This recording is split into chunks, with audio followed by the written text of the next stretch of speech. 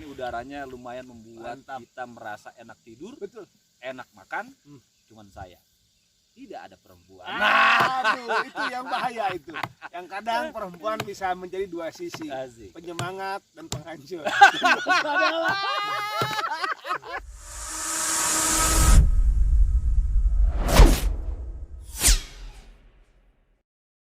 Oke. Gitu. Selamat malam pemirsa atau teman-teman yang ada di rumah dan di studio. Malam hari ini kita kedatangan tamu yang lumayan berbobot karena memang badannya gede-gede, berat-berat, jadi agak berbobot. Nah, kebetulan kita ada di lokasi Kebon Teh Cianten. Kita akan melakukan podcast wawancara dengan teman-teman yang luar biasa pada malam hari ini. Nah, saya coba kenalkan satu-satu. Yang pertama adalah Mas Tiko. Namanya Atletico, tapi bukan Atletico Madrid. Beliau ini adalah penggerak pemuda, penggerak kepemudaan yang ada di wilayah Kabupaten Bogor. Dan malam hari ini cukup istimewa karena beliau juga membawa pasukan, tapi pasukannya nggak kelihatan. Karena dalam terbuka, Pak. Nah, pasukannya nggak kelihatan. Nah, satu lagi adalah Bung Rian. Bung Rian ini salah satu penggiat dari media sosial dari Tangerang Selatan. Nah, sekarang kita coba berdiskusi tentang pemuda. Bahwa hari ini kita melihat pemuda Indonesia begitu satu sisi lemah, sisi yang lain begitu kuat. Nah, pada malam hari ini kita akan bertanya tentang pemuda menurut perspektif Bung Karno yang nanti akan disampaikan oleh Bung Tiko. Jadi gimana? Menurut Bung Tiko, pemuda saat ini, khususnya pemuda Indonesia, apakah sudah sesuai keinginan para founding father kita untuk bagaimana menghadapi perkembangan zaman, khususnya di Indonesia? Silakan Bung Tiko. Ya, yang jelas terima kasih kepada Bung Rudi, nuansa yang sangat luar biasa. Di tengah-tengah alam terbuka kita bicara tentang pemuda. Yang pemuda itu berarti adalah tongkat estafet daripada perjuangan bangsa dan negara ini untuk lebih mengembangkan dan lebih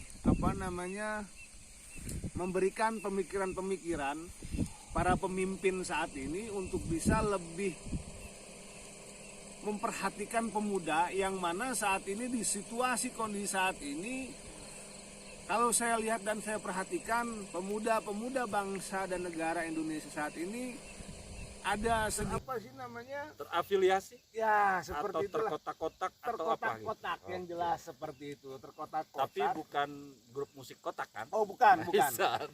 Yang jelas pemikiran-pemikiran pemuda sekarang tidak disatu padankan untuk membangun negara. Itu saya suka itu, satu padankan. Ya, satu padankan untuk membangun negara, tapi pemuda-pemuda Indonesia saat ini lebih berpikir tentang situasi kondisi yang memang ya tidak disalahkan juga era digital zaman saat ini, Pak Rudi. Saya melihat lebih hedon. Ya, seperti Anak muda saat itu lebih hedon. Jadi yang disampaikan oleh Bung Tiko itu lebih pada perspektif antara pemuda ketika zaman perjuangan dulu dengan pemuda saat ini itu begitu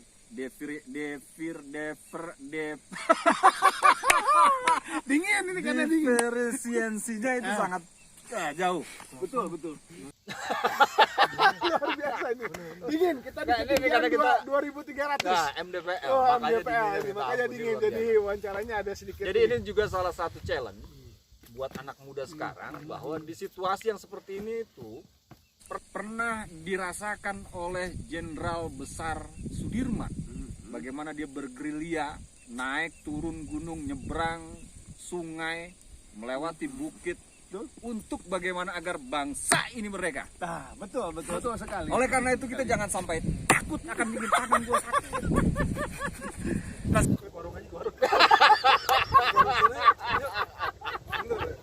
Bertanya dengan anak muda yang memang konsen kepada dunia media sosial yang dimainkan oleh Bung Rian.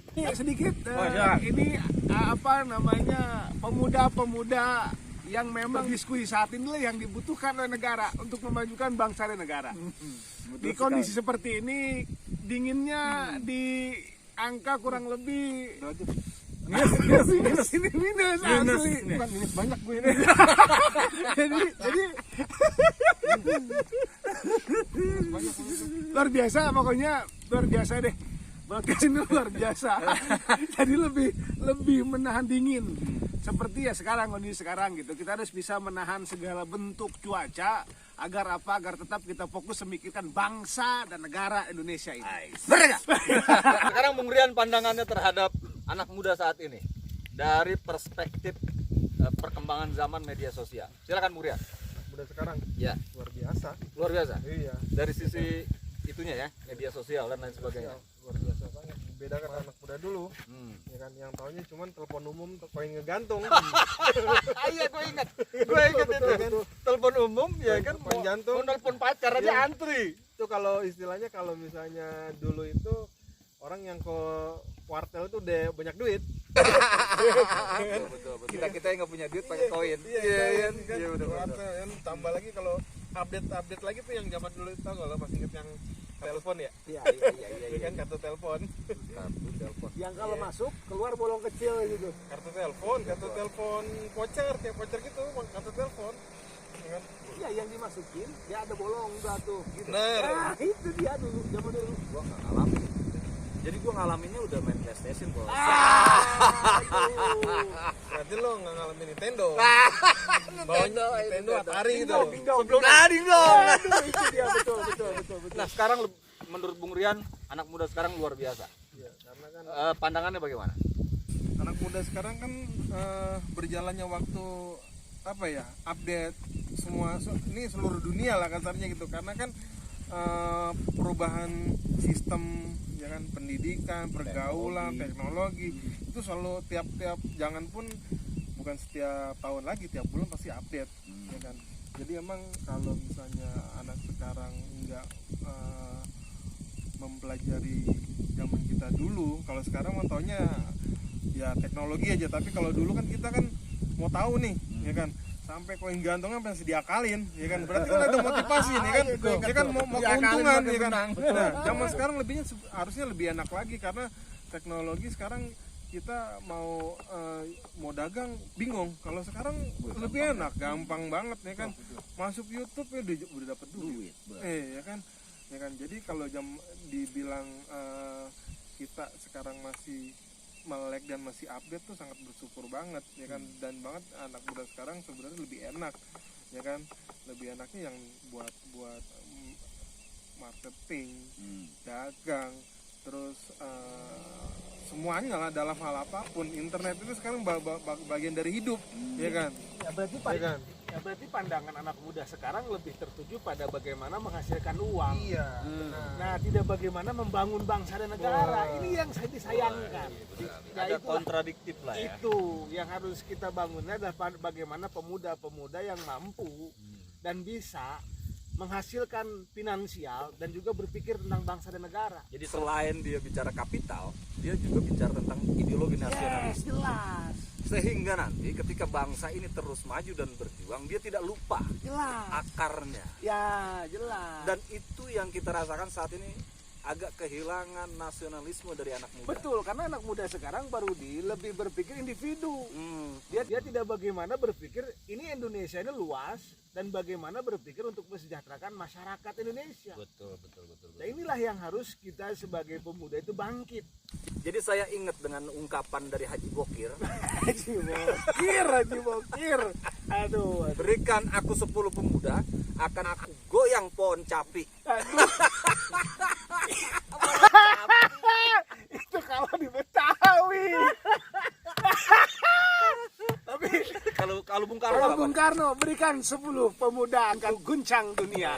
Tapi di sini arti 10 pemuda itu tadi yang memiliki sisi pandangan nasionalis dan ideologis juga tetap berusaha menghasilkan finansial. Karena nasionalis dan ideologis terbangun atas dasar finansial yang mumpuni. Begitu Bung Karno, berikan 10 pemuda akan kuguncang dunia. Tapi di sini arti 10 pemuda itu tadi yang memiliki sisi pandangan nasionalis dan ideologis juga tetap berusaha menghasilkan finansial. Karena nasionalis dan ideologis terbangun atas dasar finansial yang mumpuni, begitu Pak Rudi. Oke, berarti memiliki dua perspektif tentang anak muda zaman sekarang. Betul. Ada perspektif yang lebih bersifat nasionalismenya sudah mulai luntur. Ada perspektif secara kapitalnya anak muda saat ini itu lebih beruntung dibandingkan dengan anak muda zamannya Bung Karno atau Jenderal Sudirman. Betul. Oke. Tadi kita sudah berbicara banyak tentang kepemudaan. Karena malam hari ini sangat-sangat dingin, kita ada di bawah minus 12 derajat Celcius. Kita akan lanjutkan besok dengan narasumber yang sama, tetapi dengan perspektif atau diskusi yang agak sedikit berbeda. Tentang lingkungan kah atau tentang perempuan juga boleh, cewek-cewek. Iya enggak? Karena di sini udaranya lumayan membuat Mantap. kita merasa enak tidur, Betul. enak makan. Cuman saya tidak ada perempuan. Aduh, itu yang bahaya itu. Yang kadang perempuan bisa menjadi dua sisi, Asik. penyemangat dan penghancur. Penyemangat dan penghancur itu kata kuncinya. Perempuan itu penyemangat dan penghancur. Ingin coba tuh. Kontradiksi situasinya. Tapi kita buat bagaimana caranya agar wanita itu bisa menjadi penyemangat sekaligus juga menjadi stimulus buat kita melakukan aktivitas yang positif yang bisa berkontribusi besar terhadap bangsa dan negara. Sepakat? Sepakat jelas. Oke. Terima kasih podcast malam ini kita cukup bagus, cukup kuat dan banyak dagingnya. Jadi podcast kita banyak dagingnya. Daging. Kita jumpa lagi besok di lain waktu di pagi hari besok. Jangan lupa subscribe podcast channel ini di vlognya Rudi. Terima kasih. Assalamualaikum warahmatullahi wabarakatuh.